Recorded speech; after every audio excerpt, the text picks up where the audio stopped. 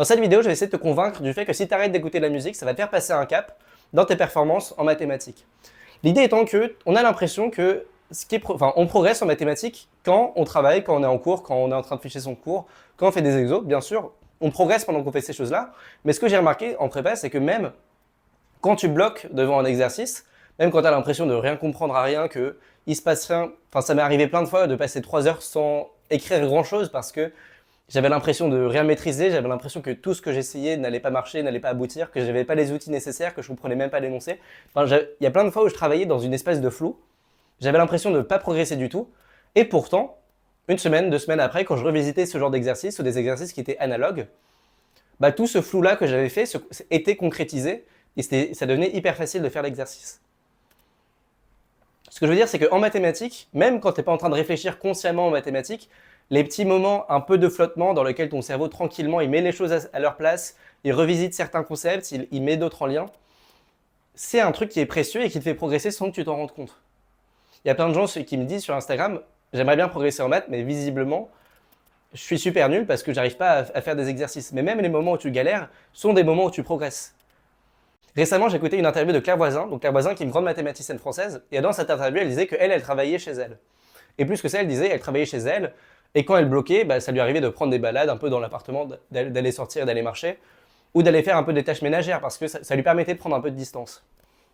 Et je dis pas ça pour te dire qu'elle prenait les mathématiques à la légère, pas du tout, elle a produit des trucs qui étaient énormes. Et ce que je veux dire, c'est que en mathématiques, tu as besoin de ces moments de recul. Même quand tu fais de la recherche à très haut niveau comme Claire Voisin, tu ne peux pas constamment être devant ta feuille avec ton papier. Tu as besoin de ces petits moments de recul, ces petits moments où tu penses aux mathématiques mais avec un peu plus de distance. Et le point, c'est que la musique, ça détruit ces moments-là. Un moment, même si tu n'as rien à faire pendant 1 heure, ne rien faire, c'est mieux qu'écouter de la musique. Parce que si tu fais rien pendant 1 heure, forcément, consciemment ou inconsciemment, tu vas revisiter certains trucs que tu as fait avec beaucoup de recul, avec la distance qui est nécessaire parfois pour faire des liens entre certains trucs différents. Tu vas revisiter certains trucs, mettre les choses à leur place et tu vas progresser. Et quand tu écoutes de la musique, tu es en train d'un peu de tuer ces moments-là parce que tu es concentré sur ce qui est dit dans tes oreilles. Il se trouve qu'il y a quelqu'un qui fait du coaching avec des gens, je sais pas, dans la finance, dans la politique, qui a réuni ces meilleurs éléments. Donc parmi tous les gens qui coachaient, il a réuni ces meilleurs éléments et il leur a demandé ce qu'ils faisaient dans leur temps libre. Et ce qu'ils faisaient dans leur temps libre avait un point commun. À ton avis, qu'est-ce que c'est que ce point commun? Pendant leur temps libre, ce qu'ils faisaient, peu importe ce qu'ils faisaient, il n'y avait pas de voix dans leurs oreilles. Ils écoutaient rarement des podcasts ou quand ils écoutaient de la musique, c'était de la musique classique, de la musique sans voix. Et je pense que c'est une manière de laisser un peu le cerveau reprendre ses droits. Dans le sens où quand tu es en train d'écouter de la musique, tu n'es jamais en train, je sais pas, de méditer sur toi-même. Enfin, tu prends jamais d'espace. Tu es toujours un peu comprimé par la musique que tu écoutes, le podcast que tu entends. Tu es toujours un peu en spectateur et jamais. Enfin, tu te laisses jamais un peu méditer de manière plus reposée. Donc je sais pas, mais je pense que ce qui est montré par l'étude qu'a fait cette personne-là, c'est que les moments de repos efficaces sont ceux, je pense, où il y a le moins de distractions sonores possibles. Donc écoute de la musique classique, fais des trucs un peu plus détente, mais je pense que pour laisser les réflexions mathématiques reprendre leurs droits et laisser un peu ces moments où tu penses avec pas beaucoup de sérieux, mais tu commences à revisiter certains trucs que tu as vus dans la journée ou la semaine dernière ou il y a quelques semaines, sont faits avec plus de force et plus d'impact quand tu n'écoutes pas de la musique en même temps ou quand, je sais pas, il y a moins de stimulation extérieure. Le dernier point sur lequel j'aimerais conclure, c'est le fait que quand tu écoutes de la musique de quelqu'un qui n'a pas du tout ton mode de vie, tu es un peu en train de implicitement associer ton mode de vie à quelque chose d'inintéressant. Typiquement, quand tu écoutes un rappeur marseillais, sa vie n'a rien en commun avec toi. Donc quand tu écoutes ça, tu es un peu en train d'idolâtrer ce qui est extérieur à toi. Donc dans une certaine mesure, je pense que ça peut tendre à enlever le sens de ce que tu fais quotidiennement. Quand tu es toujours en train d'idolâtrer quelque chose que tu n'es pas en train de faire, je pense que ça enlève de l'énergie pour faire, je sais pas, les mathématiques, faire la prépa.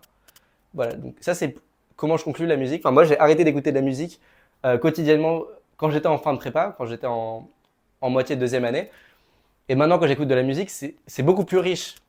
C'est beaucoup plus riche. J'avais peur que, après tout ce temps, je sais pas, je perde le goût de la musique, mais quand je réécoute certains sons que j'écoutais à l'époque ou quand j'écoute des nouvelles musiques qui sortent, c'est hyper vibrant, moi. Vraiment, c'est une expérience bien plus intense que ce que je vivais à l'époque, même des semaines et des semaines d'écoute continue en arrière-plan.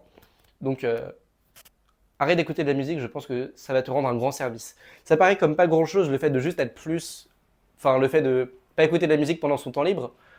Mais rien que ça, le fait de chaque heure que tu passes chez toi en train de te détendre sans écouter de la musique, donc tu réfléchis un peu plus aux maths, t'es pas non plus sur ton téléphone en train de changer les sons, puis pendant que tu changes un son, là tu vas quand même pas ne pas vérifier si t'as pas reçu de message WhatsApp.